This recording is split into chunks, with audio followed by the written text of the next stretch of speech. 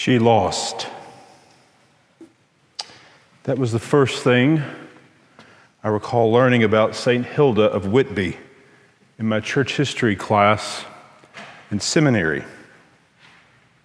In 664, a synod, a church meeting, was held in Whitby in northeastern England at the monastery where Hilda was abbess to determine a common ordering for when Easter would fall in the calendar.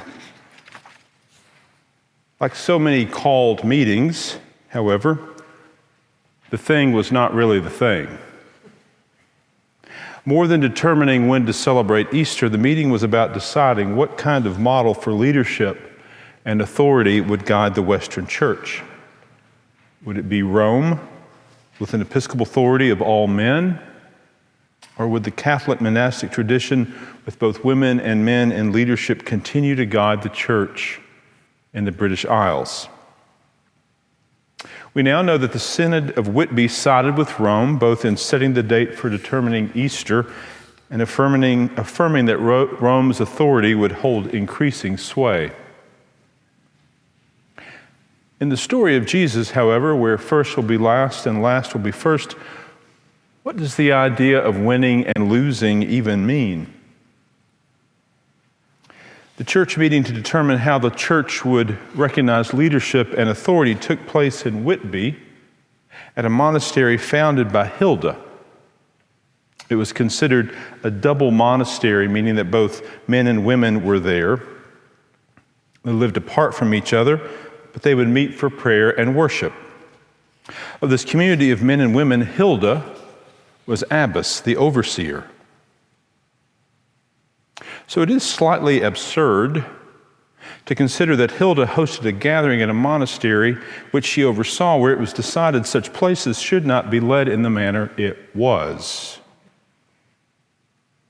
Despite the decision at the Synod of Whitby, we know that the church did not undo what was true in Hilda.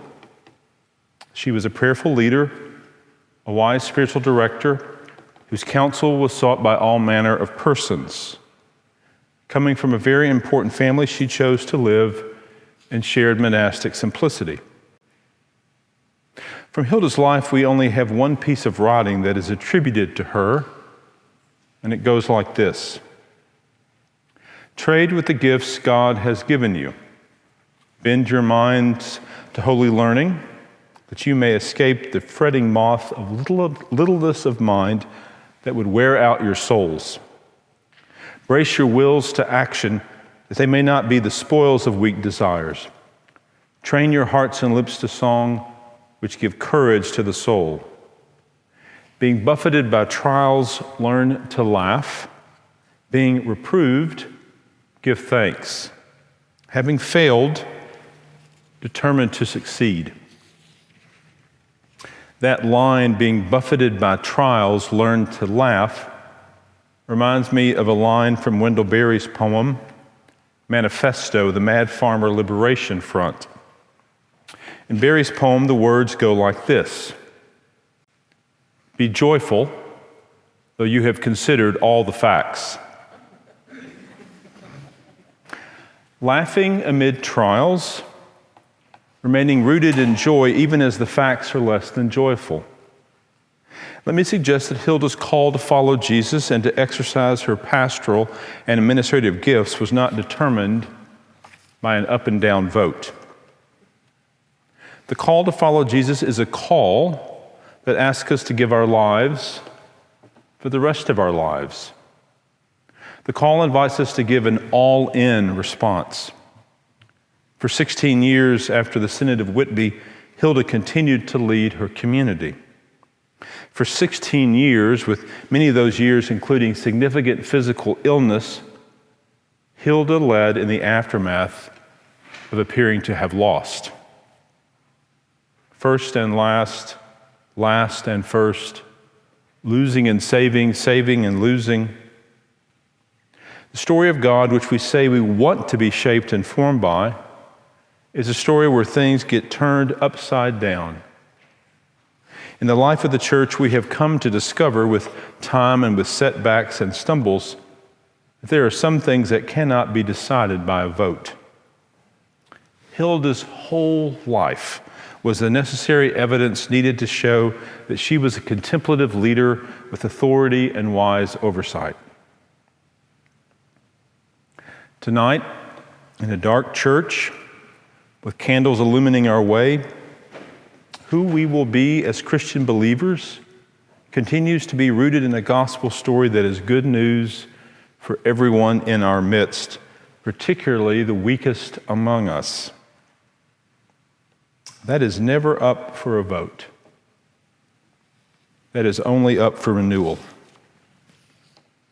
In remembering Hilda this evening, I pray that we will remember her for so much more than the outcome of a decision at a church meeting in Whitby.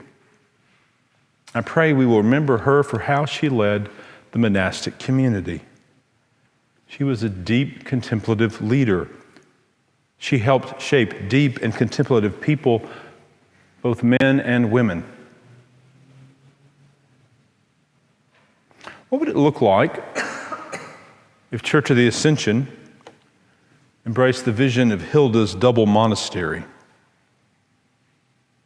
What if all the siblings, though dispersed to your own living quarters, embraced a vision of being a contemplative people, shaped by silence and sacrament, shaped by proclamation and praise, shaped by a love that listens and looks again before determining what we see and what it means? We need to be renewed. We need to be clear about what it means to proclaim the gospel in this moment. Ours is not a gospel that worships the idol of white Christian nationalism.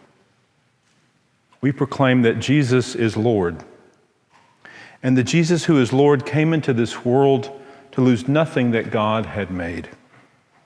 God has made us all and has gifted us with gifts to share with each other, for each other, manifesting the hidden wholeness of the body of Christ. Let us remember Hilda this night,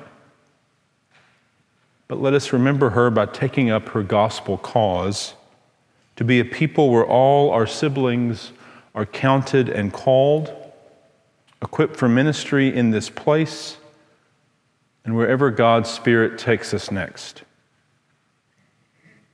Hear Hilda's words again. Trade with the gifts God has given you. Bend your minds to holy learning, that you may escape the fretting moth of littleness of mind that would wear out your souls. Brace your wills to action, that they may not be the spoils of weak desires. Train your hearts and lips to song, which gives courage to the soul. Being buffeted by trials, learn to laugh. Being reproved, give thanks. Having failed, determined to succeed.